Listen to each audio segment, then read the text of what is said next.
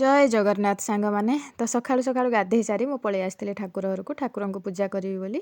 ଯେହେତୁ ନାନୀ ଏବେ ନାହାନ୍ତି ତ ମୁଁ ଠାକୁର ପୂଜା କରୁଛି। ତ ସକାଳ ଜଳଖିଆରେ ଆଜି ଦହିବରା ମଗା ହେଇଥିଲା। ତ ସମସ୍ତେ ଖାଇସାରିବା ପରେ ଏଠି ମାଆଙ୍କୁ ମୁଁ ଖାଇବୁ ବୋଲି ବାଢ଼ୁଥିଲି। ତ ଦେଖନ୍ତୁ ସାଙ୍ଗମାନେ, ଏତେ ବଡ଼ ଶୀତ ଦିନରେ ଯେଉଁ ଶୀତ ହେଉଛି, ଏ ପିଲା ଯାଇ କେତେଟା କୋଲ୍ଡ ଡ୍ରିଙ୍କସ୍ ନେଇକି ଆସିଛି ଦେଖନ୍ତୁ। ତ ଚିପ୍ସ କୋଲ୍ଡ ଡ୍ରିଙ୍କସ୍ ଆଜିକାଲି ପିଲାମାନଙ୍କର ଡେଲି ଦରକାର ହେଉଛି। ମାନେ ମୁଁ କ'ଣ କହିବି ମୁଁ ଜାଣିପାରୁନି। ସେ 4ଟା କୋଲ୍ଡ ଡ୍ରିଙ୍କସ୍ ନେଇକି ଆସିଛି ପିଇବ ବୋଲି। ତ ଲଞ୍ଚରେ ଆଜି ଏସବୁ ଖାଇବା ବନିଥିଲା, କାରଣ ଆଜି ନାନୀ ଆସୁଛନ୍ତି। ତ ନାନୀକୁ ଛାଡ଼ିବା ଲାଗି ମାଉସୀ ଆଉ ଭାଣିଜୀ ଏକା ଆସୁଛନ୍ତି। ତ ଇଏ ହେଉଛନ୍ତି ଆମର ମାଉସୀ, ଢେଙ୍କାନାଳର ରାଣୀ ଆଉ ଅପ୍ସରୀ ମାଉସୀ ଆମର।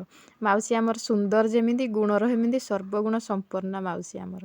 ତ ଏଠି ମାଉସୀ ଏକା ଖାଉଥିଲେ, ତ ଆମେ ତାଙ୍କ ପାଖରେ ବସିକି ଟିକେ କଥାବାର୍ତ୍ତା ହେଉଥିଲୁ। ତ ଇଏ ଭାଣିଜୀ। ତ ଖାଇବା ସରିଲା ପରେ ମାଉସୀ ଏକା ବାହାରିଥିଲେ ଯିବେ ବୋଲି, କାରଣ ତାଙ୍କର ଅଲଗା ଜାଗାରେ କାମ ଥିଲା ତ ବେଶୀ ସମୟ ରହିନଥିଲେ। ତ ଭାଣିଜୀ ବି ଆମର ବହୁତ ଦିନ ପରେ ଆସିଥିଲେ। ତ ଆମେ ସମସ୍ତେ ତାଙ୍କୁ ଛାଡ଼ିବା ଲାଗି ଯାଇଥିଲୁ। ତ ଏଠି ମାଇଁ ଭାଣିଜୀ ସମସ୍ତେ ମିଶିକି ଟିକେ ଫଟୋ ଉଠାଇ ଦେଇଥିଲୁ। ଆପଣମାନଙ୍କୁ ଭିଡ଼ିଓଟି ଭଲ ଲାଗିଲେ ଲାଇକ୍, ସେୟାର, ସବସ୍କ୍ରାଇବ୍ କରିବାକୁ ଜମାରୁ ଭୁଲିବେନି। ତ ଜିନା ଏଥର ଆସିନାହାନ୍ତି। ତ ମାଉସୀ ଏ ପାଖରେ ବାଡ଼ି ବୁଲିବାକୁ ଯାଇଥିଲେ। ତ ଯେତେବେଳେ ମାଉସୀ ଆସନ୍ତି ଆମ ବାଡ଼ି ବୁଲନ୍ତି କ'ଣ ଲାଗିଛି ବୋଲି, କିନ୍ତୁ ଏଥର ଘର କାମ ଲାଗି କିଛି ଲଗା ହେଇନି। ତ ମାଉସୀ ପୁତୁରାଟି ଟିକେ କଥାବାର୍ତ୍ତା ହେଉଥିଲେ। ତାପରେ ଏଠୁ ମାଉସୀ ଏକା ସମସ୍ତେ ଯାଇଥିଲେ। ରହିଲି ସାଙ୍ଗମାନେ।